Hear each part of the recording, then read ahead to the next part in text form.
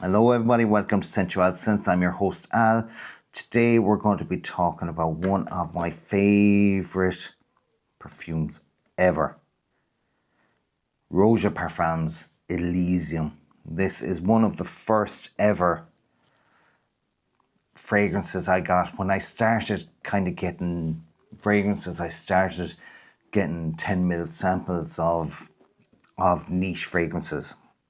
One of my favourites, which I kept getting recurrently, was Elysium by Roja Parfums.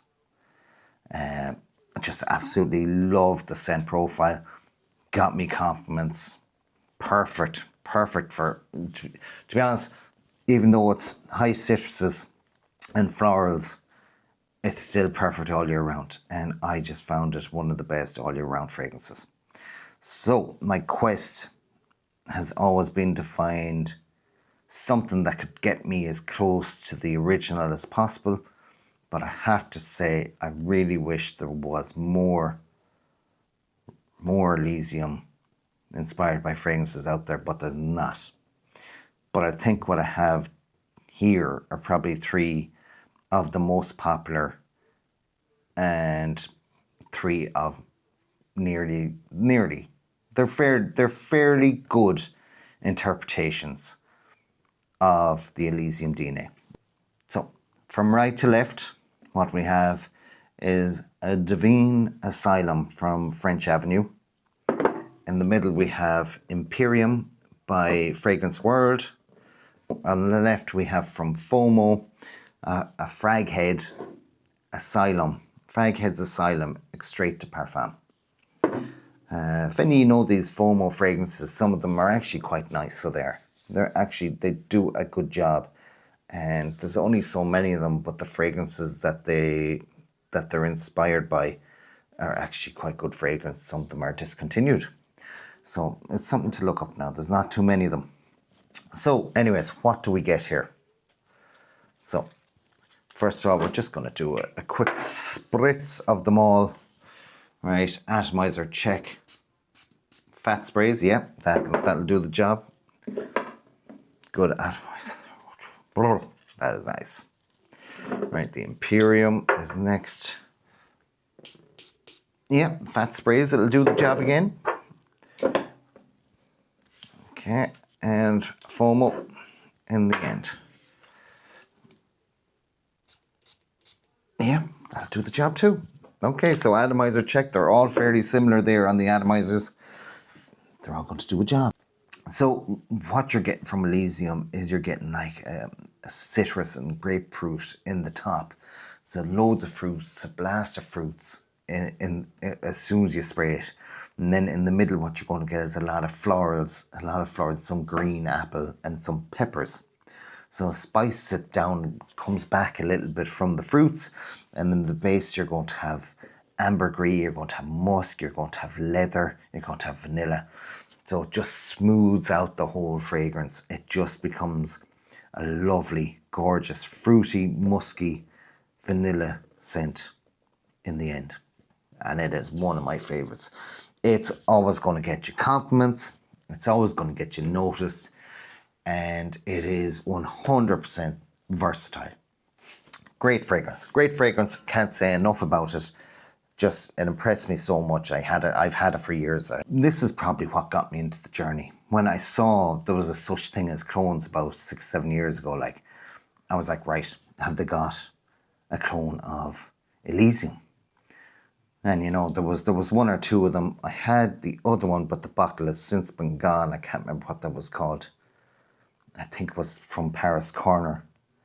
But I always found this one better than that one. Anyway, so this is my second bottle of Imperium.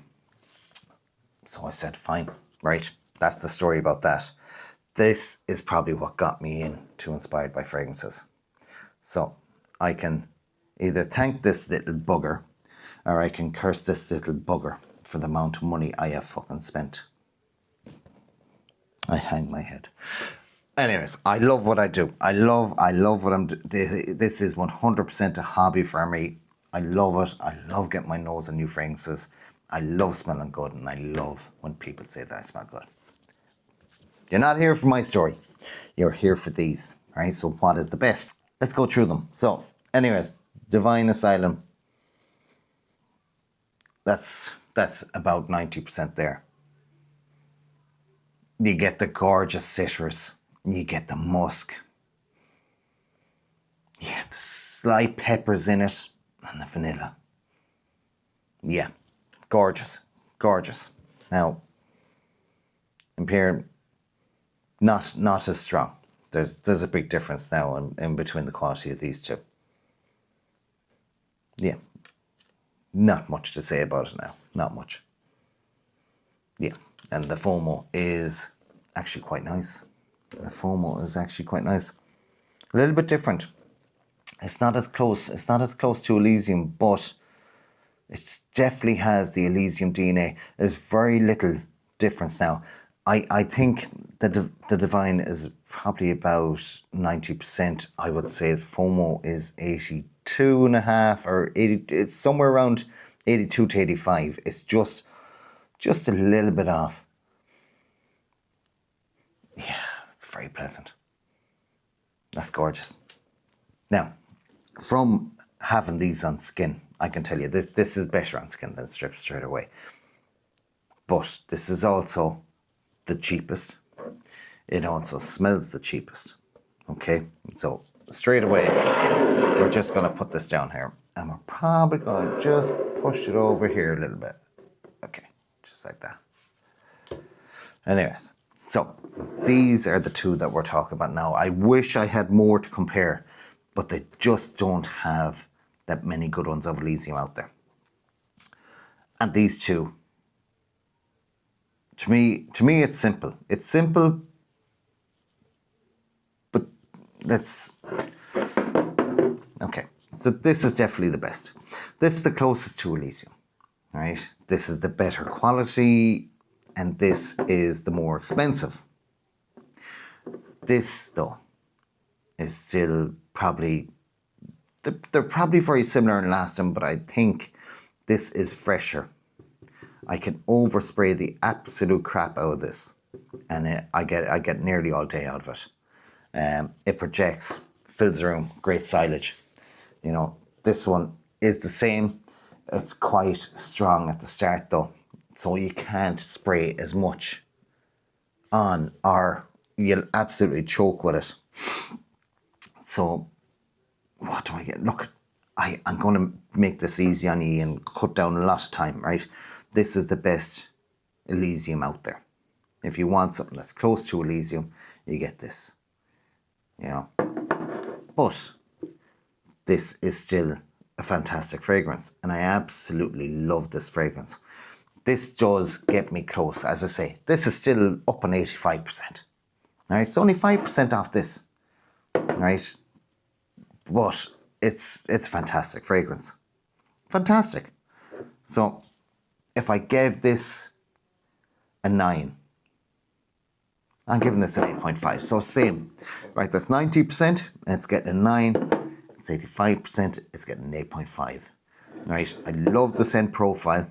So if you love the scent profile of Elysium, you're going to love both of these. But as I say, this is my second bottle of this, but I've had this maybe 8 months, so I haven't worn it a huge amount of times. But I've had the original of this for about 3 years.